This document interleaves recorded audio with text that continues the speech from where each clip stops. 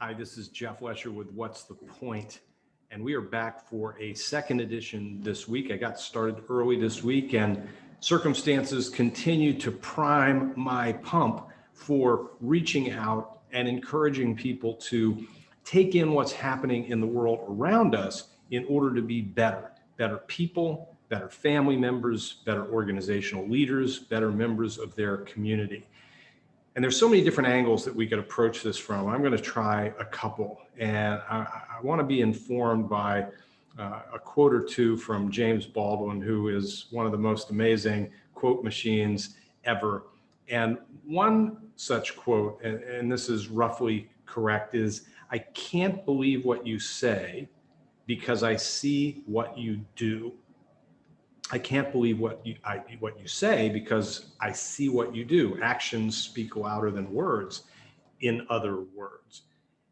And part of what we should be seeing is the exact opposite of the people we claim to be and the values, if you will, that we claim to assert. If you believe that someone is asserting his leadership by saying he wants to put this country first and make us great again, then you would expect that that person, most of us would expect that that person would not denigrate and threaten the very institutions that that country that he's actually sworn to defend and protect constitutionally, that he would be acting in accordance with those institutions and rules because he in fact loves the country, at least loves the country more than himself.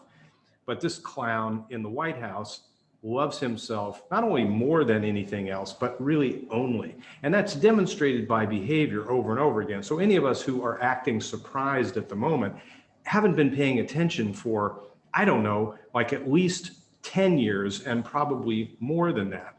This person is a charlatan, he's a crook, and he's a liar. And he's living down to every one of those standards. And the challenge that we seem to face is that nobody wrote it down anywhere that you're not supposed to be a delusional buffoon crying in the corner of your room instead of accepting reality and getting the hell out, which is what the voters told you, bye-bye. Even though a lot of people voted for him, there weren't enough to keep him in office. That's the rule. Those are the rules. They're written down and they should be abided by, and we should require that people in fact abide by them. And then we should look at ourselves, because so I have a friend who said the other day that he doesn't believe, and I agree with this, by the way, he doesn't believe that the 70 million people-ish who voted for Donald Trump are all racist, but that all racists voted for Donald Trump. That's sort of an interesting way to see it. Racism or not, whatever, here's the more important conversation. You, by hitching your wagon to him, lower your value. You, unfortunately, become responsible for some of his BS. And you can't escape that. You have to own that.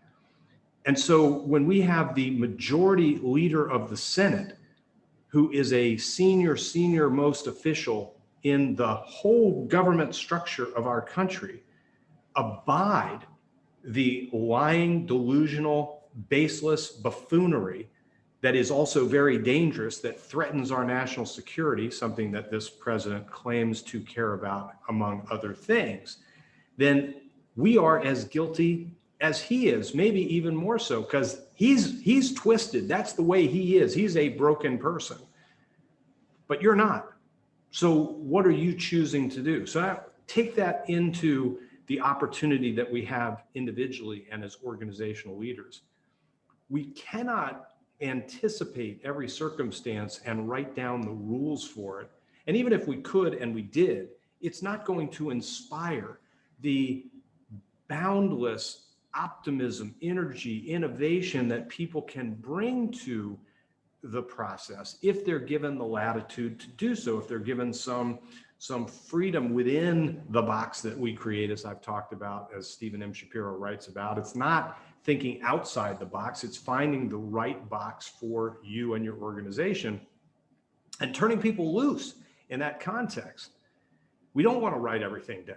We want to create some guidelines, and then the stuff we don't write down should not then be taken advantage of as though it were a loophole. Now, the comedian Bill Maher talks about the movie, I think it's called Gus. It's a movie where a mule becomes the field goal kicker of a football team because nobody said the field goal kicker couldn't be a mule, but we all know that a mule is not really allowed to be a team member, even if he could kick the ball 60 yards straight through the uprights.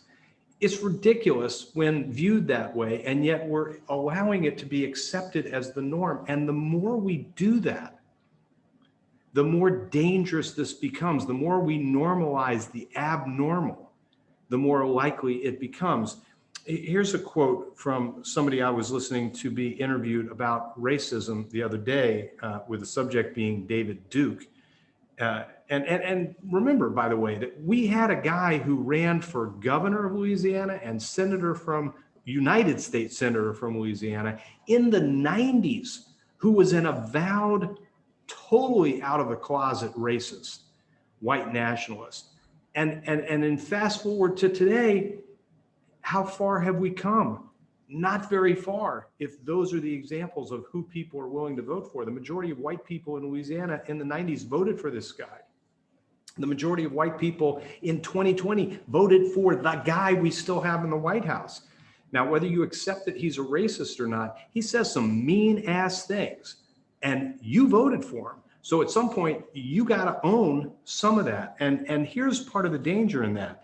In their reality, and this is the reality that any of us can make up, when we choose to see other people not only as different from us, but different being dangerous, in their reality, someone other than them is capable of really bad things. So here's my encouragement. Here's the point that I want you to take away most of all. I do want you to think about values, and that the absence of writing down something specifically does not make it a loophole. I do want you to think about your responsibility when you support, condone, or explain away just demonstrably bad behavior, lying, blaming other people, and not following the rules that you agreed to abide by. And we should require people abide by, because this is our country, not his.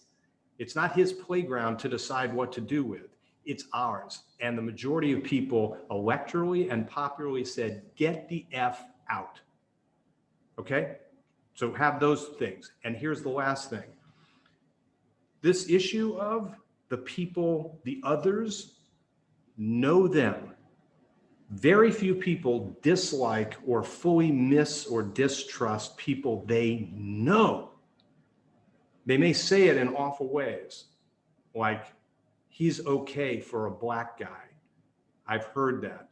I've been told by more than one person, I'm actually pretty generous for a Jew. Well, there's a compliment. That's mighty Christian of you. Thank you very much. And when they know me, they don't dislike all Jews anymore, or all bald guys, or all people who grew up in the Southeast, or whatever it is that they're ascribing as being different and dangerous. So in the days ahead, this week, it's only Wednesday, you still have plenty of time, meet somebody new, talk to somebody who you think is different from you, and find some common ground. And when you do, when you assign humanity to them, you in fact become more human, and I believe humane. And that should be the goddamn point. So do it.